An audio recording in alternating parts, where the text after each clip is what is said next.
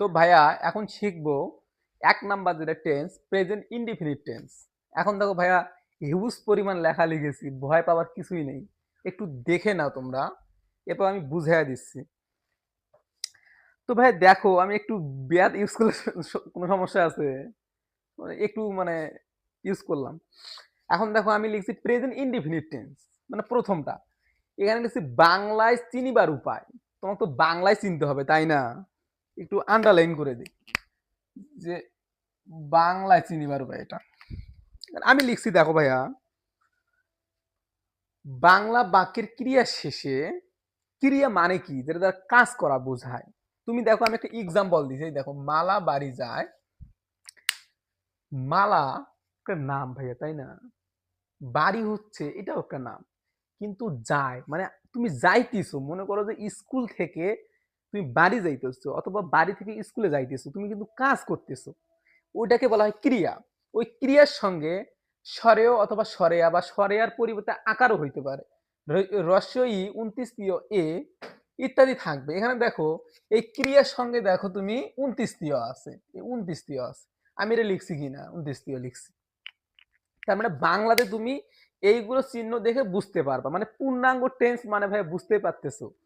এখন দেখো ভাইয়া প্রত্যেকটা টেন্সের সেন্টেন্স হবে ৩টি, অ্যাফার্মেটিভ, নেগেটিভ, ইন্টারোগেটিভ। বুঝতে পারছো ভাইয়া? এখন দেখো ভাইয়া এখানে আমি লিখছি যে অ্যাফার্মেটিভ এর গঠন, এরপর লিখছি নেগেটিভ এর গঠন, এরপর লিখছি ইন্টারোগেটিভ এর গঠন।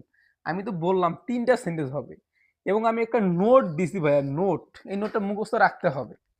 নোটটা মুখস্থ বলতে তুমি বুঝতে পারবা। এখন দেখো অ্যাফার্মেটিভ সেন্টেন্স তুমি যে লিখবা, তারপরে আমি একটা ছক আট করছি। এটা হচ্ছে নেগেটিভের, এটা হচ্ছে ইন্টারোগেটিভের। তুমি মনে করো একই সেন্টেন্স যে মালা বাড়ি যায়, তুমি এইটাই অ্যাফার্মেটিভ করবা, নেগেটিভ করবা, ইন্টারোগেটিভ করবা। ঠিক আছে? কিন্তু প্রেজেন্ট ইনডিফিনিট টেন্স হওয়া লাগবে। এখন আমরা অ্যাফার্মেটিভের গঠন দেখবো এবং কাজ করবো। মনে করো যে ভাই এটার ট্রান্সলেশন করবো। মনে করো এখন দেখো মালা বাড়ি যায়, তুমি অ্যাফার্মেটিভের ঘরে অ্যাফার্মেটিভ করবা, তোমাদের বোঝার জন্য দিছি এটা আমি। এখন হচ্ছে মালা, মালা হচ্ছে সাবজেক্ট। আমাদের বলছে প্রথমে সাবজেক্টের কাজ করা লাগবে। সাবজেক্ট হচ্ছে মালা, লিখলাম ভাইয়া মালা। এরপর তুমি MV1 ভাইয়া, MV1 কি চিনতে পারতেছো? তোমরা অবশ্যই ভার্বের লিস্ট পড়ছো যে প্রেজেন্ট, পাস্ট, পাস্ট পার্টিসিপল। অর্থাৎ আমি একটু বোঝানোর জন্য বলতেছি, তোমরা পড়ছো না এগুলা যে গো, ওয়েন্ট, গান। মানে ভাইয়া এটা হচ্ছে মেইন ভার্ব, এটাও মেইন ভার্ব, এটা মেইন ভার্ব, কিন্তু এটা হলো আমি বোঝানোর জন্য বলতেছি যে মেইন ভার্বের ওয়ান যখন লিখছি মানে মেইন, এটা হচ্ছে পাস্ট, এটা প্রেজেন্ট ফর্ম, মানে MV1। এটা হচ্ছে তোমাদের বোঝার জন্য MV2, এটা হচ্ছে MV3 ভাইয়া। বুঝতে পারছো? কারণ আমি বলছি যে MV1, তার মানে সাবজেক্ট লিখছি MV1 লিখবো। MV1 কি লিখবো ভাইয়া? এটা MV1 গো লিখবো, মালা গো। এখন ভাইয়া এবার বলছে মালা গো, এখন হোম লিখতে হবে, তাই না? মালা গো টু হোম লিখবো, অ্যাফার্মেটিভ ভাইয়া। কিন্তু এখন দেখো আমি এই নোটটা কেন দিছি ভাইয়া, এটা বুঝতে তো অবশ্যই হবে, তাই না?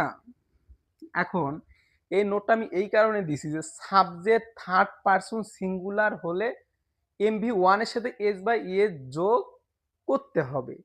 বাকি পার্সন গুলোর ক্ষেত্রে যোগ করা লাগবে না, যা গো আছে গোই থাকবে। বুঝতে পারছো? তার মানে কি সাবজেক্ট থার্ড পারসন সিঙ্গুলার হলে, আমি কিন্তু এর আগে পার্সন এবং নাম্বার শিখাইছি, এছাড়া পার্সন এবং নাম্বার নিয়ে বিস্তারিত আলোচনাও করছি, এগুলো তুমি দেখতে পারো ডেসক্রিপশন বক্সে, অবশ্যই লিঙ্ক দেওয়া থাকবে। তো এখন বুঝতে হবে সাবজেক্ট, সাবজেক্ট কোনটা? মালা, মালা হচ্ছে সাবজেক্ট। এটা থার্ড পারসন সিঙ্গুলার হলে মানে থার্ড পারসন হওয়া লাগবে, আবার সিঙ্গুলার মানে একজন হওয়া লাগবে, তাহলে তুমি ভার্বের সঙ্গে এস বা ইএস যোগ করতে পারবা। যেহেতু থার্ড পারসন সিঙ্গুলার ভাইয়া, তার মানে আমরা গোর সঙ্গে ইএস যোগ করবো। মালা গোস টু হোম, মালা বাড়ি যায় ভাইয়া, এটা তো শিখলাম। এরপর দেখো একই সেন্টেন্সকে আমরা নেগেটিভ করব ভাইয়া, মালা গোস টু আমরা নেগেটিভ করব। নেগেটিভের স্ট্রাকচার অবশ্যই দেয়া আছে, এর গঠন দেয়া আছে। দেখো সাবজেক্ট প্লাস অক্সিলারি ভার্ব। ভাইয়া শোনো, অনেকেই বলে যে অক্সিলারি ভার্ব, অনেকে বলে হচ্ছে হেল্পিং ভার্ব, বাংলাতে বলা হয় সাহায্যকারী ভার্ব, তুমি যেভাবেই বোঝো না কেন, যে অক্সিলারি ভার্ব।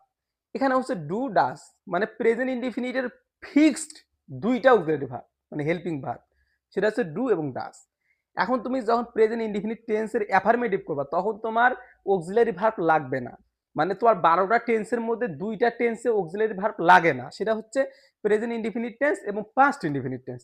বাকি সব ক্ষেত্রে তুমি অ্যাফার্মেটিভ করবা, অবশ্যই অক্সিলারি ভার্ব লাগবে। নেগেটিভ করবা, ইন্ট্রোগেটিভ করবা, অক্সিলারি ভার্ব লাগবেই।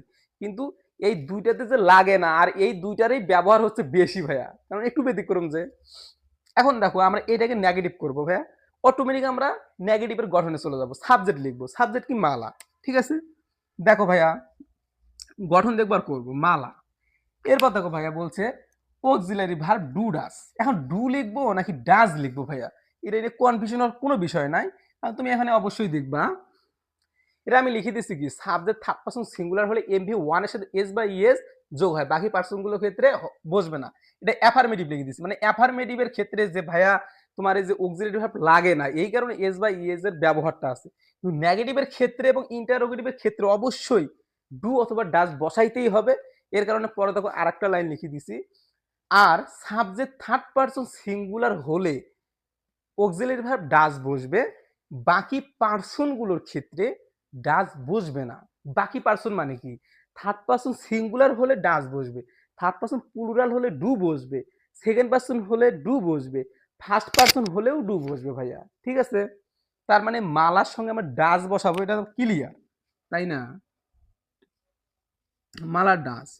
ভাই দেখো আমি একটা বিষয় ভুল করছি এখানে, এখানে যেহেতু নেগেটিভ হবে, তার মানে ডু নট অথবা ডাজ নট, মানে এখানে ডু নট, আবার ডাজের সঙ্গেও নট। ঠিক আছে ভাইয়া, এখন নেগেটিভ মানে তো নট থাকাই লাগবে ভাইয়া, তো does not, Mala does not. এখন দেখো ভাইয়া এমভি ওয়ান, এমভি ওয়ান লিখবো। এমভি ওয়ান কি? মালা বাড়ি যায় না, নেগেটিভ মানে গো টু হোম। মানে একটা সেন্টেন্স দিয়ে 12টা টেন্সেই করব আমরা। ঠিক আছে, তাহলে Mala does not go to home, তাহলে মালা বাড়ি যায় না। কিন্তু ভাই এখন বলতে পারো যে ভাইয়া এখানে তুমি ইয়ের যোগ করলা না কেন?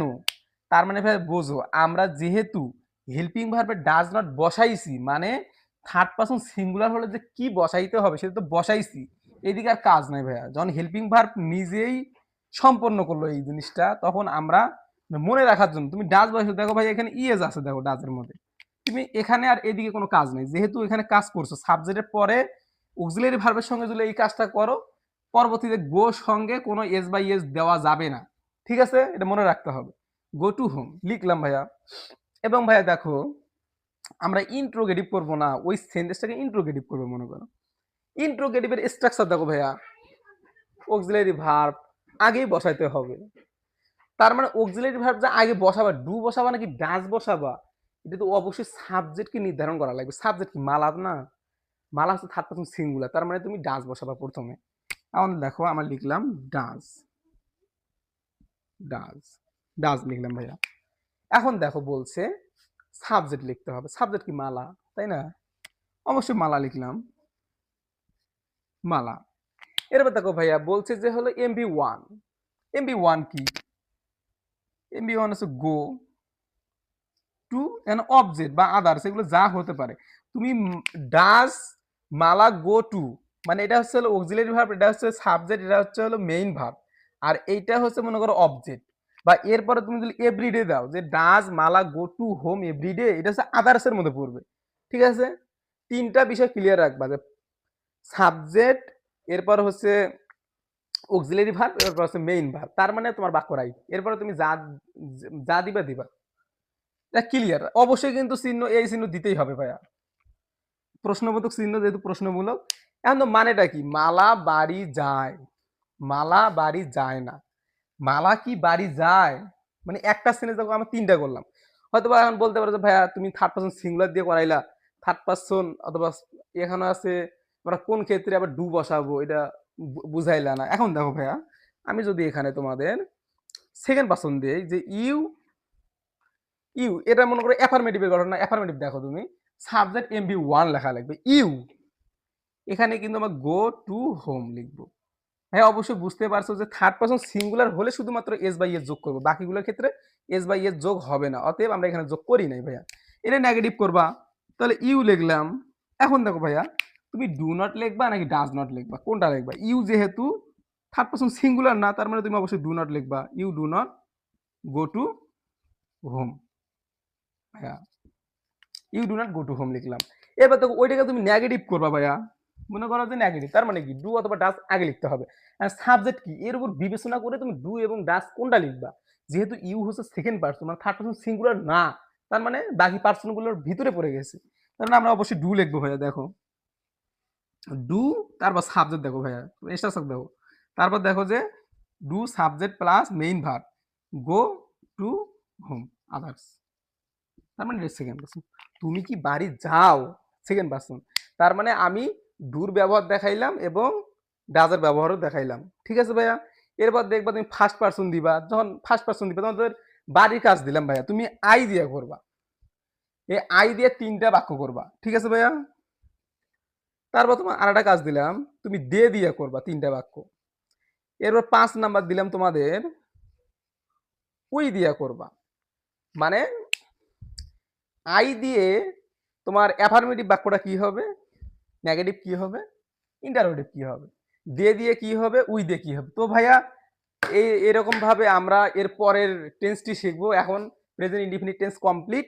এখন আমরা শিখবো প্রেজেন্ট কন্টিনিউয়াস টেন্স।